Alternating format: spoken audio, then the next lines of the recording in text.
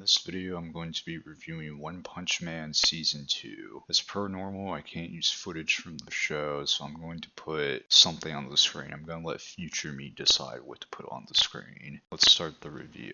One Punch Man Season 1 was incredible with its animation and writing, and Season 2 of One Punch Man, it's a PowerPoint presentation with its animation, but its writing is good. The animation for Season 2 of One Punch Man is literal trash. It's so still, it quite literally feels like you're watching a PowerPoint presentation at -2 speed. The thing that moves the most in Season 2 of One Punch Man is the characters' mouths, but even those move minimally. Even when the characters are walking, they look weird and move super slowly. They also redesigned Genos for some reason, and I don't know why, because his design from Season 1 was just fine, so redesigning him made no sense to me. And on top of that, the design they made for Genos' Season 2 is worse than his design for Season 1, because they removed almost all of the detail out of him in his Season 2 design. They also redesigned that rich guy that's rank A #1, and the only thing the redesign and the original design have in common is that his hair is still the same shade of blue. I just don't understand why they redesigned characters. It just makes no sense to me, and the new designs look worse than the old designs. The biggest insult to this trash animation is the fights. Every time a fight starts, the screen gets super blurry and you can't tell what's going on, and every attack that is used in Season 2 is just super fast punches that you can't even see through the blurriness. This ruins a lot of characters' abilities because not every character in the show is supposed to have the quote-unquote super fast punches ability. This also ruins the characters that are supposed to move fast because they don't even animate the fights or show the attacks connecting. There's also a lot of times where a character will be holding their fist up like they're going to throw it at the enemy, and then it just cuts to the fist hitting the enemy, so they aren't even trying to animate the fights. They are also just cutting fights out, and what I mean by this is that fight is supposed to happen, but then they just cut to something else, and then cut back to what you think would be the fight, but they just basically say that it happened off camera. I really hated that when they pulled this move. Another sad thing about the fights in Season 2 is that a throwaway fight from Season 1, where Saitama fights a living car and kills it almost immediately, is more animated than any fight or anything in Season 2. This is all I have to say about the fights in Season 2.